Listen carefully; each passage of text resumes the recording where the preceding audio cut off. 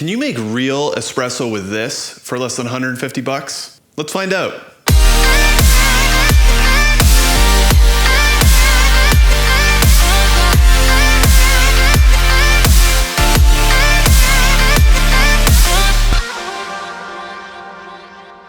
This is the Flair Neo, and it is Flair's entry-level espresso maker. The makers of Flair claim that this machine can help you make real espresso at home for an incredibly low price. This machine comes in at $125 American or $160 Canadian, and I'll be honest, it is a lot in a very cheap package. So let's take a look at it. The Flair comes with the base, which can easily slip into two parts. It's got a little plastic drip tray here. It's got the flow control portafilter, and we'll talk a little bit about that more in just a minute. And it's got a funnel and a tamp that it comes with. Now, none of it is really like insane or over and above in terms of fit and finish. The portafilter is probably the nicest piece, and it is nice and beefy. There are some plastic parts, but this is a really kind of weighty piece of equipment. I was very happy to see that. The rest of it is very ordinary, you know, not a lot of frills, very simple device, and feels a little plain, but that's what you get for less than 150 bucks. The real magic of the Flair Neo is in this piece right here. And this is what Flair calls the flow control portafilter. And what this allows you to do is it allows you to make espresso without a crazy espresso grinder. And that's great because a real espresso grinder can run you several $100s alone before you even get into the espresso machine. Now, if you've been around the espresso world a little bit, you might not know the word, or you might not have heard the word flow control portafilter, but you may have heard the word pressurized portafilter, and that's basically what this is. There is a little flow restrictor here on the bottom that allows you to use a coarser grind or a less consistent grind, and the portafilter will do the work of maintaining the pressure of your espresso, allowing you to get a higher pressure extraction with a lower quality grind. It's a great way to approach espresso, especially if you're just getting into this and figuring out if you want to make a hobby out of this thing. So let's make a coffee with it, and I'll take you through the workflow. Now, the first thing you'll want to do is preheat your group head, which is this thing right here. So I'm just going to take the valve and I'm going to stick it in the end, and I'm going to flip this around upside down here. I'm going to take my kettle and I'm going to fill it with hot water. With manual espresso, you really want to make sure your equipment is preheated well, seeing as it doesn't heat up like electric equipment. Because otherwise, if you use cold equipment, that metal will suck the heat right out of your espresso, which will make it not brew quite as well. Now, I've got 15 grams of coffee here ground quite coarse. It's almost like a filter grind, like a pour over coffee. Flair says that you can grind 15 to 17 grams of coffee. I find that 15 grams is a good spot and 17 grams is borderline too much. So I'm gonna fill this into my flow control portafilter, pressurized portafilter right here. And I'm gonna do that using the funnel that they include, very handy. And I'm just gonna dump it in. I'm not gonna go too crazy on distribution or anything. I'm just gonna give it a little shake, a little tap, and then I'm gonna take the tamp and I'm going to give it a little tamp. Flair also gives you a shower screen, and I'm going to put that right on top, and that prevents the puck from getting disturbed. So a good rule of thumb when you're making espresso is you want to shoot for a 1-to-2 ratio. So I've got 15 grams of coffee in here, and that means I'm going to shoot for about 30 grams of output over roughly 30 seconds.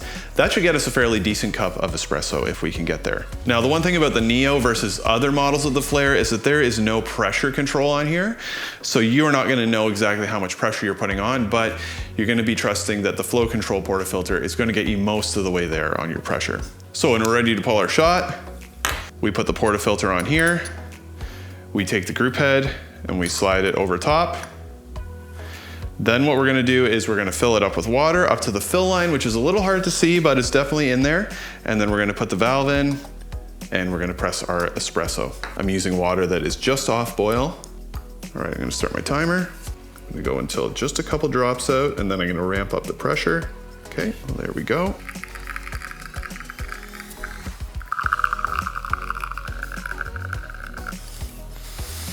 All right, so let's have a taste. One thing you'll notice is it does drip a little bit afterwards, so you know, I just usually stick another glass under there. Let's have a taste.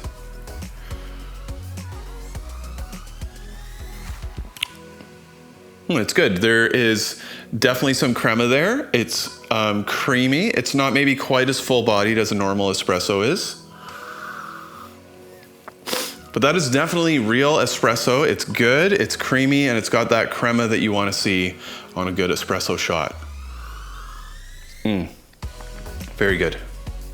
Okay, so now that we've done that, what I tend to do is I tend to purge as much of that water out as I can when I'm all done, until I bottom out on the portafilter. Then I take it out, grab by the silicone, and you want to turn it until it comes out. And I'm gonna knock out my portafilter into the compost bin here, rinse everything out. And a neat little feature I saw is when you're ready to get your plunger out, you just push it out with your tamp. Okay, so that was good. Let's try it with something a little bit closer to an espresso grind. I have a second cup here, same exact coffee, ground perfectly for espresso. So let's try this out. I'm gonna follow the same procedure. I'm gonna use the funnel, gonna give it a little shake, give it a little tamp. I'm gonna drop my shower screen on, put it on here, slide the group head over top. Once again, this is already preheated from my previous shot. I'm going to fill the group head up, right up to the fill line, start my timer, and pull my shot.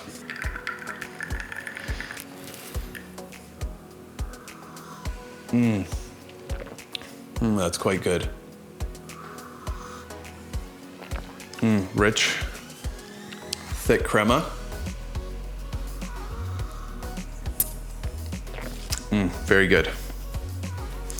So a couple of considerations for the Flair Neo overall. Number one, this thing really does make real espresso and really good espresso at home, especially considering the price. Like, the thing is so cheap. 125 bucks US, $160 Canadian. It is hard to find something that will make you real espresso for that amount of money. The whole thing really does center around this flow control portafilter, which is a bit of a blessing and a curse. It allows you to make good espresso with not such a good grinder, but it will also prevent you from getting into that last 20% of amazing home espresso that you would get with a traditional portafilter. Now, in order to get that, you would also need to have a really good grinder. So that is a little bit of a give and take on this machine. The nice thing about the Neo is that it's upgradable. You can upgrade this to a more traditional portafilter. You can get the pressure control on here. Now you might ask, if I'm gonna go to all the trouble of upgrading it, why not get a more expensive one to begin with? Well, the price of this is so low that it really allows you to try out the whole espresso thing at home without a humongous investment. You're still gonna pay $125 US, which is not a small investment, but within the scope of home espresso as a hobby, that is a very low entry point.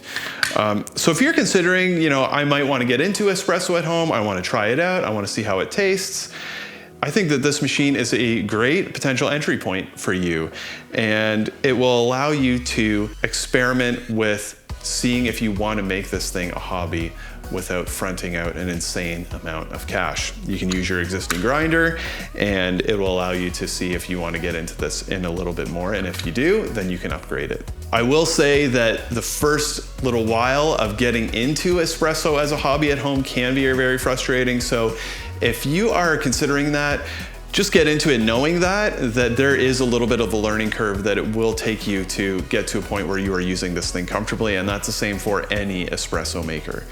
That being said, I think it is an incredibly fun hobby, and of course I would encourage anyone to give it a try, especially if you're curious. So that's the Flair Neo, incredibly fun entry point into the world of espresso. Now, if you have a little bit more budget to play with, or maybe you've heard of the Flair Pro 2, and you want to check that out, I do have something coming down the line for that as well. But in the meantime, happy brewing, and we'll see you soon. Cheers.